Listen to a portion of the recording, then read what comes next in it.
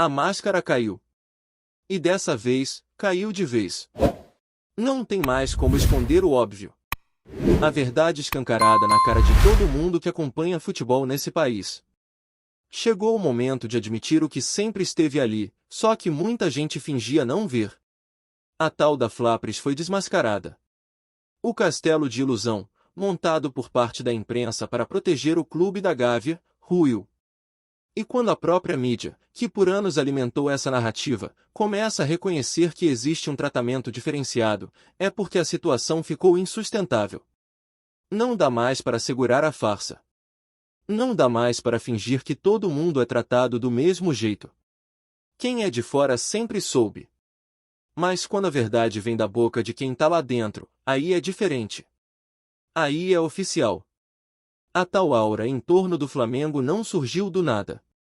Ela foi construída, tijolinho por tijolinho, por manchetes exageradas, por análises distorcidas, por comparações injustas e por uma cobertura que sempre tentou proteger o clube da Gávea, mesmo quando tudo indicava o contrário. E é por isso que dá orgulho ser vascaíno. Dá orgulho pertencer a um clube que nunca precisou desse tipo de muleta para ser gigante. O Vasco não precisa de narrativa forçada. Não precisa de capa de jornal enfeitada. O Vasco é raiz. É luta. É resistência. Enquanto uns ganham tapinha nas costas da imprensa até quando perdem, a gente enfrenta tudo e todos para continuar de pé. Ser Vasco é carregar um peso diferente. É enfrentar a maré mesmo quando parece que tudo conspira contra. E ainda assim, a gente resiste. A gente não desiste.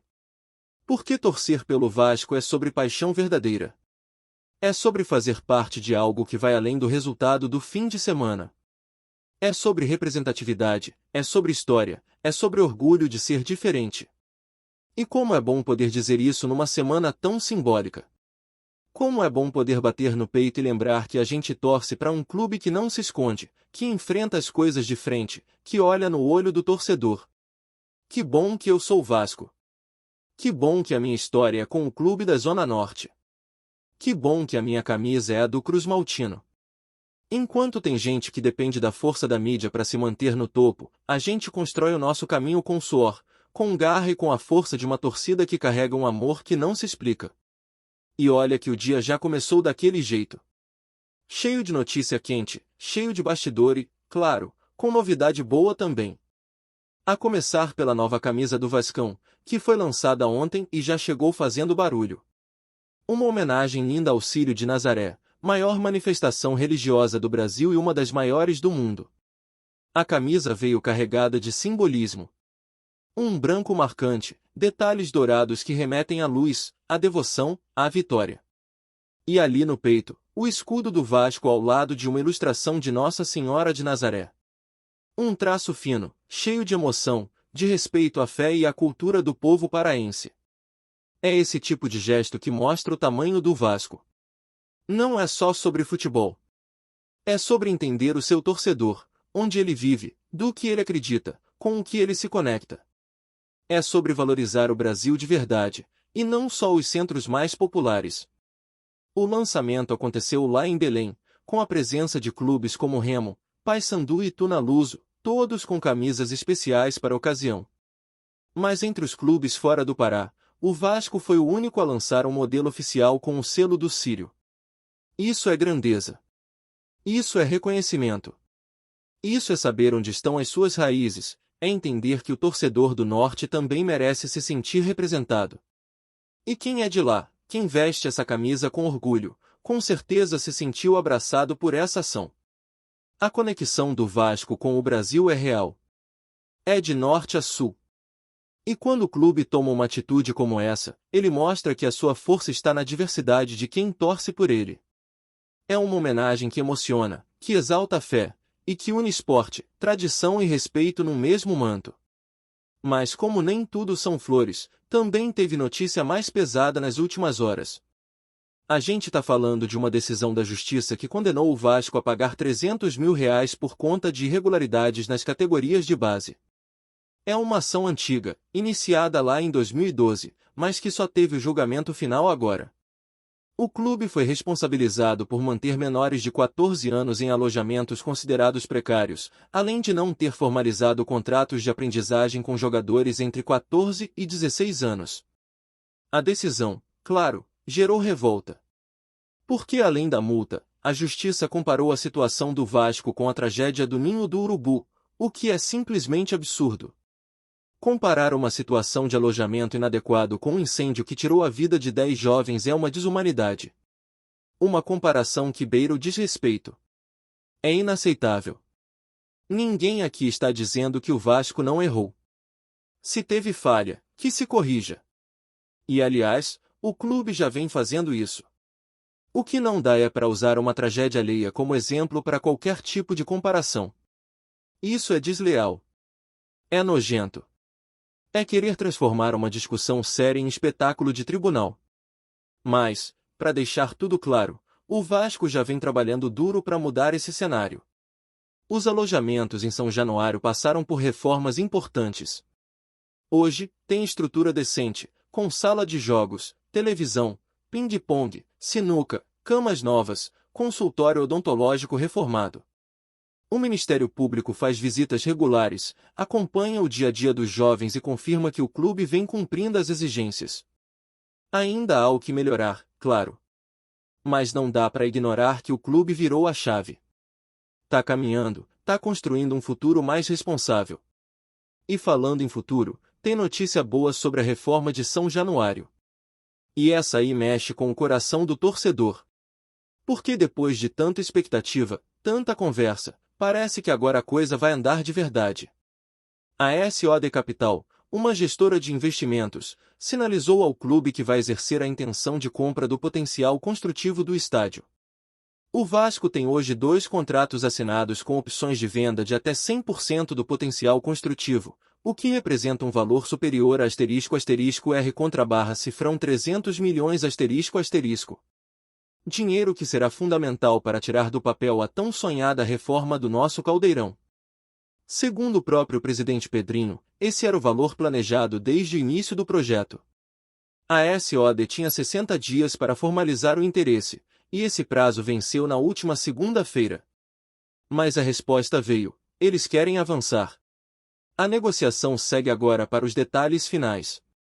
O clube ainda está finalizando o termo de transferência junto à prefeitura, mas a expectativa é que tudo seja resolvido em breve. O Vasco também já tem o Banco Genial como parceiro para organizar toda a parte financeira da operação. É um passo enorme para que a obra finalmente comece. O projeto prevê um novo complexo com 280 mil metros quadrados disponíveis.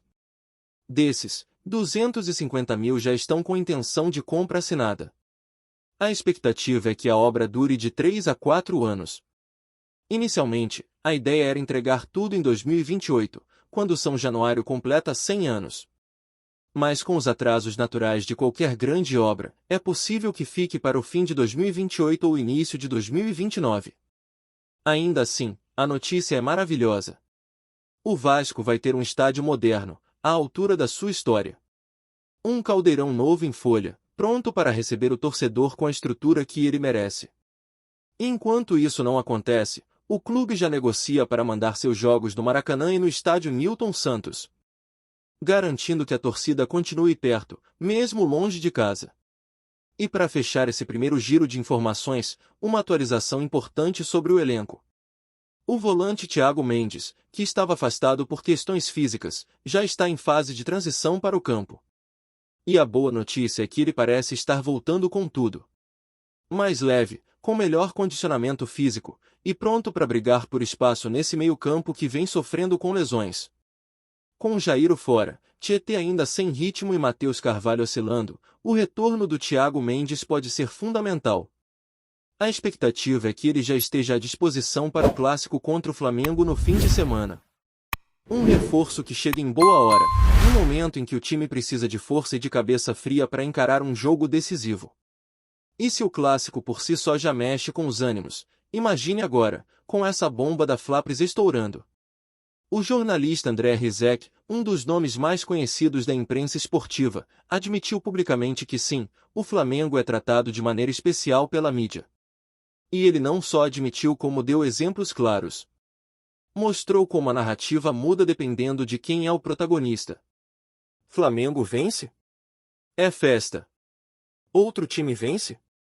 É desvalorização. Isso não é mais teoria da conspiração. Isso agora tem nome, sobrenome e voz confirmando tudo que a gente já sabia. E depois dessa declaração do Rizek, fica impossível continuar negando. Ele não falou nada que o torcedor já não sentisse na pele há anos, mas quando esse tipo de confissão vem de alguém que faz parte da engrenagem, aí o impacto é diferente. Ele expôs com todas as letras como funciona essa distorção da narrativa. Como é que quando o Flamengo ganha, tudo é supervalorizado, e quando os outros vencem, a conquista é esvaziada? Ele falou da cobertura tendenciosa, das manchetes manipuladas, da forma como a imprensa trata o clube da Gávea como se fosse intocável, enquanto os demais são tratados com descaso, ironia e, muitas vezes, desrespeito. E o pior, isso cria uma cultura no torcedor, um senso de que o Flamengo é intocável, que qualquer coisa que não seja elogio ao Flamengo é ódio, inveja ou antiflamenguismo. Não é sobre ódio, é sobre justiça. É sobre tratamento igual. O que se cobra é apenas que todos os clubes sejam tratados com o mesmo critério. Se for para criticar, que critique todo mundo. Se for para elogiar, que reconheça o mérito de todos. Mas o que a gente vê é um padrão ridículo. Quando o Flamengo faz o mínimo, é manchete. Quando o Vasco faz algo grandioso, é diminuído. Quando o Flamengo joga mal, a culpa é do juiz, do gramado, da fase da lua. Quando o Vasco joga mal, é crise, é terra arrasada. Isso vem de longe. Isso vem dos anos 80, quando o time do Zico encantava e se criou uma mística em torno da camisa rubro-negra. Só que essa mística virou zona de conforto para uma cobertura midiática que se recusa a tratar os clubes de forma isenta. O Rizek falou sobre isso com clareza, e até contou que, quando era mais novo, era fascinado pelo Flamengo. Mas que ao se mudar para o Rio de Janeiro, tomou um choque com a diferença de tratamento da imprensa. E aí a ficha caiu. Ele viu como a narrativa era montada. Como os outros eram ridicularizados, enquanto o Flamengo era blindado. E a coisa é tão absurda que até quando ele elogiava um jogador de outro time, o pessoal vinha questionar como se ele estivesse desrespeitando o Flamengo. Ou seja, tudo gira em torno de um clube só. Isso é bizarro. Isso não é imprensa, isso é bajulação. E é por essas e outras que o torcedor vascaíno aprendeu a não esperar reconhecimento de fora. Aprendeu que tudo que vem tem que ser conquistado na marrã. Tem que ser feito na unha, na força da camisa e da arquibancada. Porque se depender da mídia, o Vasco nunca acerta, o Vasco nunca faz nada certo, o Vasco está sempre em crise. E olha que mesmo com tantos problemas internos ao longo dos últimos anos, o clube vem tentando se reestruturar. Vem buscando alternativas, projetos, soluções para voltar a ocupar o seu lugar de direito. O que falta é respeito. O que falta é tratamento justo. O que falta é alguém da grande mídia olhar pro Vasco e enxergar o que ele representa de verdade. E quando o assunto é representatividade, a gente precisa voltar a falar do novo São Januário. Porque ali não é só cimento e arquibancada. Ali é símbolo de resistência. Ali é a casa do povo. Ali é onde o torcedor se sente parte de algo maior. A reforma não é só estética, ela é emocional. É identidade. É sonho antigo de todo vascaíno que quer ver o seu estádio moderno, seguro, vibrante e ainda assim, com a alma do velho Caldeirão. E pelo que tudo indica, esse sonho está se tornando realidade. A venda do potencial construtivo pode ser o empurrão que faltava. O dinheiro vai entrar, os projetos estão no papel, as negociações estão adiantadas. Agora é só acertar os últimos detalhes com a prefeitura e a empresa parceira para que a obra finalmente comece. E quando a gente fala de um novo São Januário, a gente fala também de um novo capítulo na história do Vasco. Um estádio moderno atrai novos patrocinadores, melhora a experiência do torcedor, valoriza o elenco, fortalece o clube como um todo. É uma mudança estrutural que afeta todas as áreas. E mesmo com o atraso, mesmo que o cronograma inicial de 2028 não se cumpra à risca, o importante é que vai sair. A coisa tá andando, tá avançando, tá ganhando corpo. E quando sair do papel, vai ser gigante. Vai ser de emocionar. E o torcedor, que tanto esperou por isso, vai ter a recompensa. Enquanto isso, dentro de campo, o foco é se reorganizar. A volta de Thiago Mendes pode ser um ponto de virada. Ele chegou fora de forma, ficou um tempo afastado, mas agora parece estar voltando com outra pegada. Mais leve, mais focado, preparado para disputar posição e ajudar o time no momento em que a temporada aperta. O clássico contra o Flamengo no fim de semana é daqueles que pode mudar o rumo das coisas. Além da rivalidade natural, além da história por trás desse confronto, tem agora um ingrediente a mais: a verdade foi exposta. A narrativa caiu. A proteção foi revelada. E isso dá ao Vasco uma chance de se impor não só no campo, mas também no discurso. Ganhar esse clássico não é só vencer o maior rival. É também mandar um recado. Mostrar que, mesmo com todas as dificuldades, com todos os obstáculos, o Vasco está vivo. Está de pé. Está em reconstrução, sim, mas com orgulho, com identidade, com alma. E com a torcida ao lado. Uma torcida que carrega o clube nas costas. Que lota estádio mesmo em má fase. Que apoia no sol e na chuva. Que acredita, mesmo quando tudo parece impossível. É essa força que empurra o time. É essa energia que move a engrenagem vascaína. Antes de continuarmos, já te convidamos para se inscrever no canal Colina News e deixar seu like, assim você fica por dentro de todas as novidades do Vascão de forma exclusiva. Bora continuar! O mercado da bola promete agitar os bastidores do futebol brasileiro nas próximas semanas. Nos corredores do Rio de Janeiro, torcedores do Vasco têm compartilhado um rumor que, se confirmado, poderá mexer profundamente com os planos do clube para a temporada. Everton Ribeiro, atualmente no Bahia, teria assinado o contrato com o Gigante da Colina. A informação circula entre jornalistas esportivos e influenciadores ligados ao Vasco, e, embora ainda não haja confirmação oficial, a movimentação já provoca ansiedade e expectativa na torcida cruz-maltina. Everton Ribeiro, conhecido por sua visão de jogo apurada e capacidade de decidir partidas, vem se destacando no Bahia nos últimos anos. Sua habilidade em criar oportunidades e finalizar jogadas com precisão faz dele um dos meias mais cobiçados do cenário nacional. A possibilidade de vê-lo vestindo a camisa do Vasco tem gerado um verdadeiro burburinho, com torcedores comentando sobre como sua chegada poderia reforçar o setor ofensivo do clube, especialmente em momentos decisivos do Campeonato Brasileiro e da Copa do Brasil. Nos bastidores, fontes próximas ao clube indicam que o contrato já estaria encaminhado, mas detalhes financeiros e a data de anúncio oficial ainda seriam discutidos. O próprio Bahia, que tem se mostrado reticente em perder uma de suas principais peças, ainda não se pronunciou sobre a negociação. Alguns analistas sugerem que o acerto incluiria cláusulas estratégicas para ambas as partes, enquanto outros apostam que o Vasco estaria disposto a investir pesado para garantir o meia, mesmo diante de um cenário econômico delicado para muitos clubes brasileiros. O burburinho ganhou força nas redes sociais, onde torcedores vascaínos compartilham vídeos de jogadas memoráveis de Everton Ribeiro e especulam sobre sua adaptação ao elenco atual. A expectativa é que, se o acerto se concretizar, o jogador se torne uma peça-chave em um time que busca retomar a tradição vencedora e fortalecer sua presença nas competições nacionais. Enquanto isso, jornalistas e comentaristas esportivos seguem atentos a cada movimentação, alimentando uma especulação que já se tornou um dos assuntos mais comentados no Rio de Janeiro.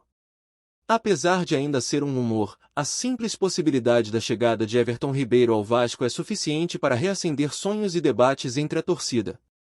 Cada detalhe sobre o possível contrato, desde duração até salário, é analisado e debatido, mantendo o suspense e a expectativa. Resta agora aguardar os próximos dias para descobrir se o Gigante da Colina realmente terá um reforço de peso ou se tudo não passará de mais um boato típico do futebol brasileiro, onde a linha entre realidade e especulação é sempre tênue. Trazemos notícias atualizadas do Vasco todos os dias. Inscreva-se no nosso canal e dê um like para continuar recebendo notícias exclusivas. Compartilhe também a sua opinião sobre essa notícia nos comentários, isso é muito importante para o Vasco da Gama. Até o próximo vídeo.